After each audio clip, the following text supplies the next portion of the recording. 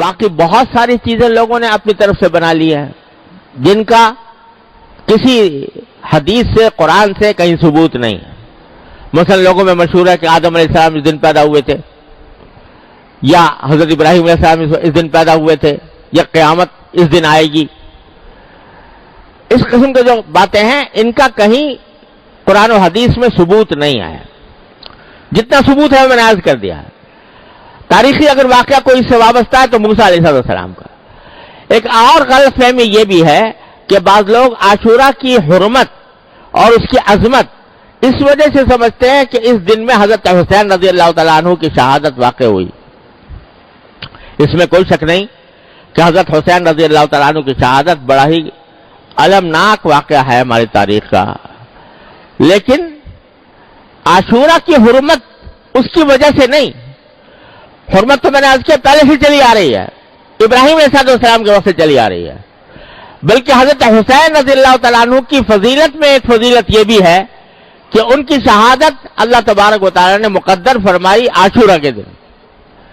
تو یہ ان کی فضیلت ہے، لیکن اس کی وجہ سے محرم کے اندر کوئی فضیلت عائد نہیں ہوتی.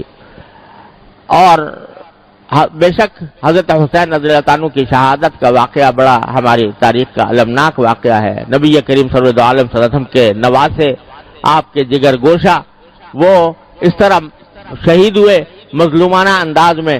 تو یہ ایک بہت ہی بڑا کربناک اور المناک واقعہ ہے.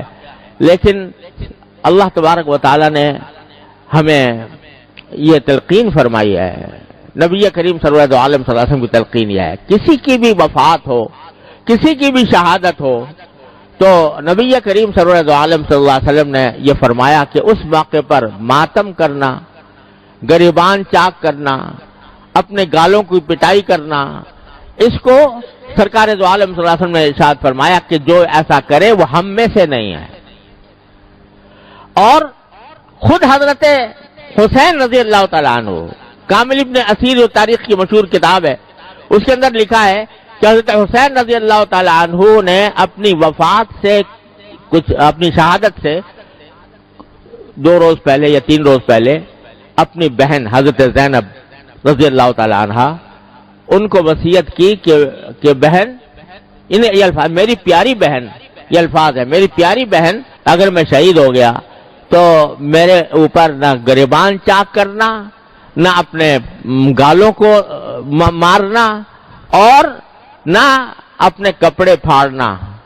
یہ وصیت فرمائی حضرت حسین رضی اللہ تعالیٰ عنہ. لہذا اس قسم کی جو کارروائیاں کی جاتی ہیں وہ نبی کریم صلی اللہ علیہ وسلم کے احکام کی بھی خلاف ورزی ہے، اور خود حضرت حسین رضی اللہ تعالیٰ عنہ کے احکام کی بھی خلاف ورزی ہے. یہ بات مناسب اور نصیحت کے انداز میں ان لوگوں سے کہہ دینی چاہیے کہ جو یہ کام کرتے ہیں.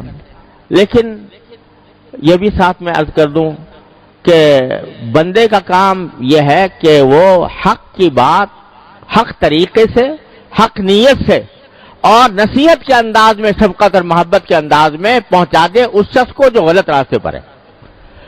لیکن پھر اس کی ذمہ داری ہے کہ وہ حق کو اختیار کرتا ہے یا باطل کو اختیار کرتا ہے.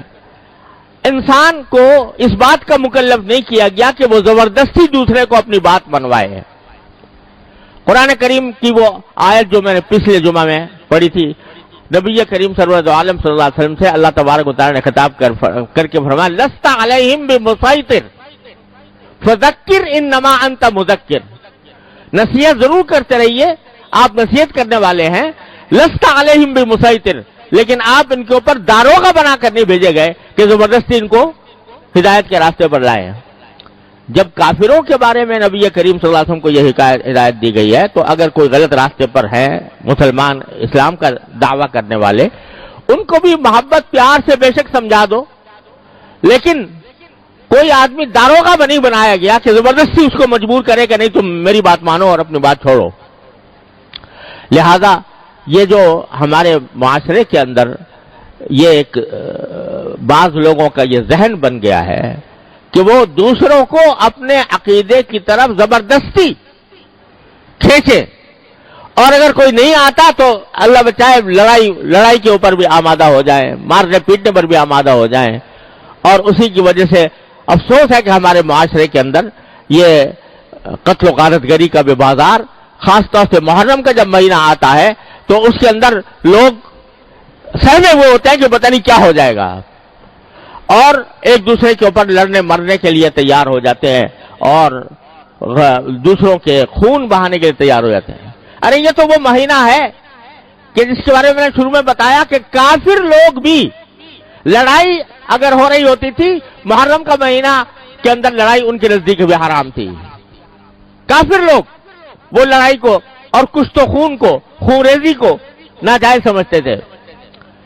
اب اگر مسلمان اس محرم کے اندر ایک دوسرے کے گلے کاٹے، ایک دوسرے کے اوپر حملہ آور ہو، یہ بڑا زبردست عیب ہے جو اس قوم کے اوپر لگ رہا ہے.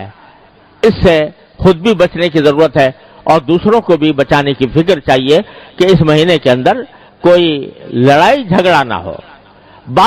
حق بات کہنا ہر مسلمان کا حق ہے اور وہ دوسرے تک حق بات پہنچائے پیغمبرانہ طریقے سے. پیغمبروں کا طریقہ یہ نہیں ہوتا کہ وہ دوسرے کو گالیاں دے کر، دوسروں کے اوپر حملہ آور ہو کر اپنی بات منوائیں.